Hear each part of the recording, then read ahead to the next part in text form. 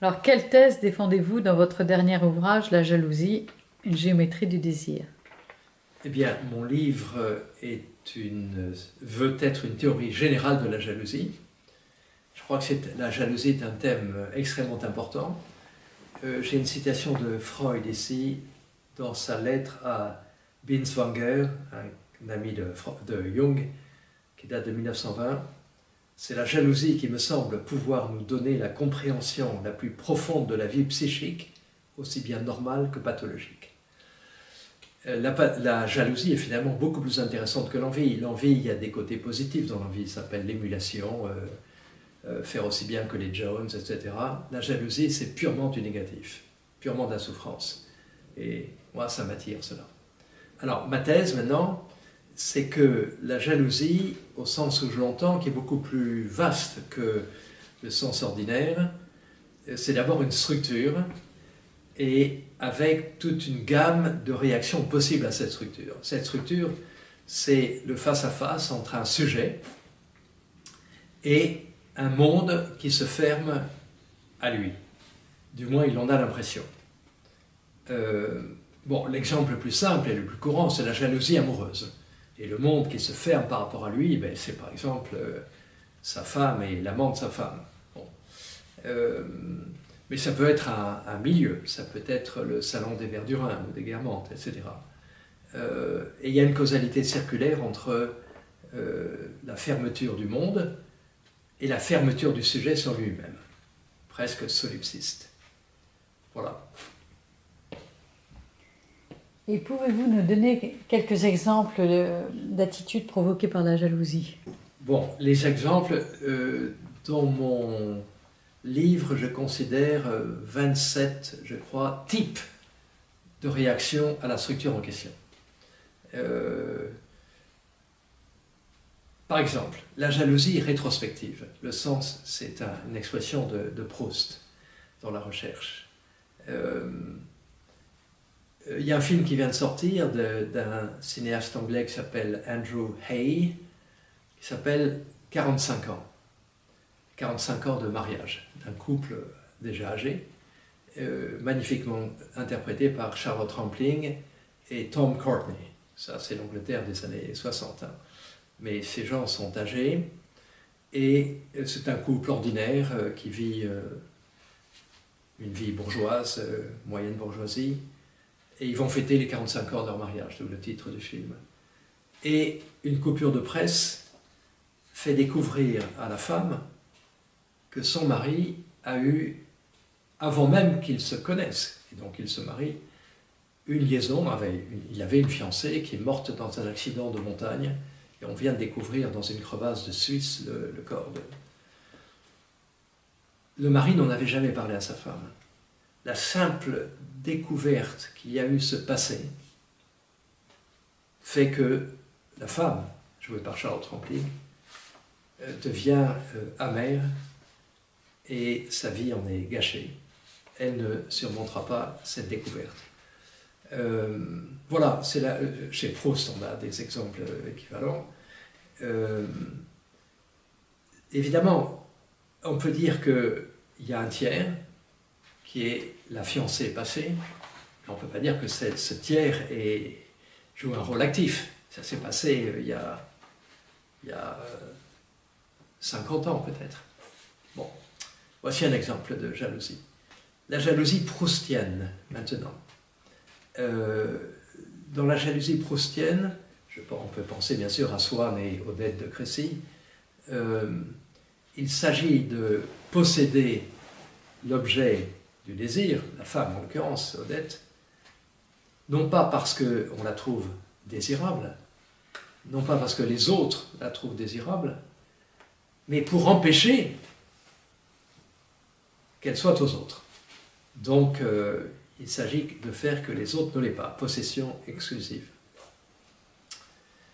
Dans La princesse de Clèves, de Madame de Lafayette, le jaloux, Monsieur de Clèves, mourra. Ça, c'est l'exemple extrême, bien évidemment. Mourir de jalousie. Deux exemples, l'un examiné par René Girard et l'autre par moi. C'est le Pandare de la pièce de Shakespeare Troilus et Cressida ou le roi Marc de Tristan et Isolde de Wagner. Dans les deux cas, on frôle l'obscénité, car le jaloux, le cocu, le cas du roi Marc, voudrait bien faire partie du couple pour leur rappeler qu'ils doivent leur amour à lui-même. N'est-ce pas? Et c'est vrai, Troilus et Cressida se sont connus par Pandare et le roi Marc a fait se rencontrer Tristan et Isolde. Bon, c'est la jalousie obscène. Quelle différence établissez-vous entre jalousie, envie et ressentiment? Je vais répondre à cette question en citant mon camarade Olivier Rey, qui a écrit une magnifique postface à mon livre. Voici ce qu'il dit. Prenons l'exemple d'un homme hétérosexuel. Son rapport aux femmes est partagé entre deux pôles qui sont en tension. Le premier pôle, c'est celui de ce que Girard appelle la rivalité mimétique avec les autres hommes. Hein, il s'agit d'être meilleur qu'eux. Et tous les hommes ont appris à jouer à ce jeu, qui est un jeu assez difficile. Mais une autre dimension dans le rapport d'un homme à une femme, c'est d'espérer que ce que Romain Gary appelait la promesse de l'aube sera réalisée un jour. La promesse de l'aube, eh bien, c'est à l'aube de la vie, pour un jeune garçon, c'est l'amour inconditionnel, non médiatisé, que lui porte sa mère. Et l'espoir est que tout homme garde dans un coin de son cœur et de sa tête, c'est de trouver ce type de rapport avec une femme autre que sa mère. Et c'est sur cette deuxième dimension, bon, la première dimension, donc rivalité mimétique, c'est l'envie. Hein, c'est l'envie, si vous voulez, c'est le rapport à celui qui a, c'est le rapport à une personne, c'est le rapport à mon rival, qui est aussi mon médiateur, qui a quelque chose que je n'ai pas et que je désire parce qu'il l'a. Bon. Dans cette deuxième dimension, c'est le lieu de la jalousie. Pourquoi? Parce que, bien sûr, cette promesse n'est jamais satisfaite d'avoir un rapport inconditionnel, enfin, je veux dire, non médiatisé à une femme. Mais la jalousie permet de fantasmer ce rapport. Sauf que ce n'est pas moi et une femme, c'est mon rival et une femme. N'est-ce pas? Quand je suis jaloux, je crois que cette promesse est réalisée pour ma compagne, disons, et son amant. C'est ça qui est terrible dans la jalousie. Bien sûr, c'est une illusion, mais cette illusion a un avantage, c'est qu'elle permet de conserver cette promesse de l'aube, comme une promesse, justement, qui sera peut-être un jour satisfaite. Elle est satisfaite à mon détriment, elle crée de la souffrance, mais c'est bien la promesse qui est en jeu ici. Et ça, c'est la jalousie, donc. Vous regrettez que René Girard ait fait naître la jalousie du désir mimétique. Faut-il comprendre que la jalousie suffirait et que le désir mimétique est un mécanisme superflu? Je vous remercie de poser cette question parce que ça me permet d'éclaircir un point qui a peut-être été mal compris. La réponse est non, bien sûr. La jalousie, ce que j'appelle la structure de la jalousie, ou la jalousie comme structure, ne remplace pas le désir mimétique. À vrai dire, dans mon livre, je laisse ouverte la question de l'articulation entre la structure de la jalousie comme structure, et le désir mimétique comme structure, car le désir mimétique, chez Girard, est lui-même une structure capable d'engendrer des tas de figures différentes. Bon, la médiation interne, la double médiation, le pseudo-narcissisme, le pseudo-masochisme, la question de l'étranger, etc. De même pour la jalousie, c'est une structure qui engendre des tas de figures, de réactions différentes. Ça va de la mort du monsieur de Clèves jusqu'à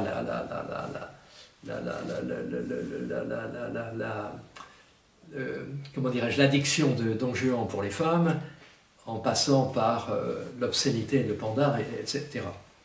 Ou du roi Marc dans Tristan et Isolde. Il ne s'agit donc pas de dire qu'une structure remplace l'autre. La question qui reste ouverte pour moi dans ma tête, et que je n'ai toujours pas résolue, c'est l'articulation entre ces deux structures. Est-ce qu'elles sont complémentaires l'une de l'autre? Est-ce que l'une engendre l'autre? Je ne sais pas. En tout cas, je défends la thèse qu'il y a deux structures, et que donc, si je dois faire une critique de la théorie du désir mimétique, c'est qu'elle n'est pas capable d'engendrer, contrairement à ce que Girard dit, la structure de la jalousie. Bon, alors je peux prendre un exemple, mais on n'aura pas le temps, vous n'aurez pas le temps de le... Mais je crois qu'il y a un exemple massif que j'ai dans mon livre, je l'énonce quand même, c'est ce que Girard appelle la double médiation.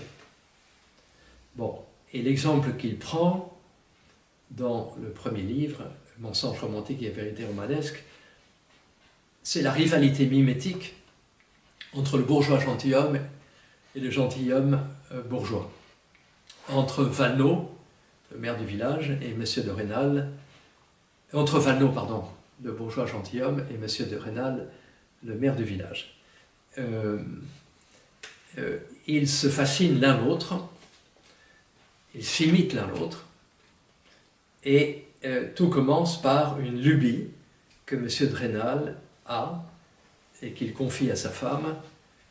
Valenod, il est obsédé par Valenod, souhaite prendre ce Julien Sorel comme précepteur de ses enfants. Bon. Et ce qui se passe, c'est que cette représentation se trouve avoir été vraie.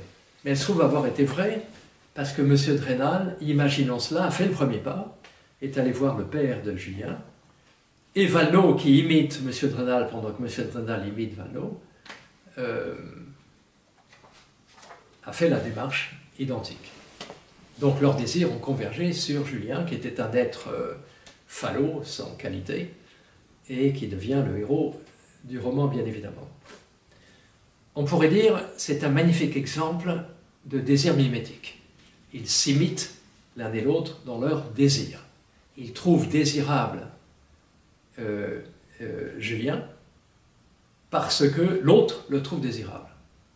Or, René Girard nous dit, en passant comme ceci, comme si de rien n'était, non, c'est pas du tout ça. Chacun veut Julien comme précepteur de ses enfants pour que l'autre ne l'ait pas. Or ça, c'est pas du tout le désir mimétique. Le désir mimétique, c'est le caractère désirable et contagieux de Julien. C'est pas ça. Et ce qu'il s'agit là, c'est bien de la jalousie, au sens en tout cas proustien du terme. La jalousie au sens proustien, c'est par exemple pour Swann, d'accaparer Odette, de l'avoir constamment auprès de soi, pour que les autres ne l'aient pas. Donc ce n'est pas la contagion du désir, du caractère désirable, c'est autre chose, c'est la jalousie.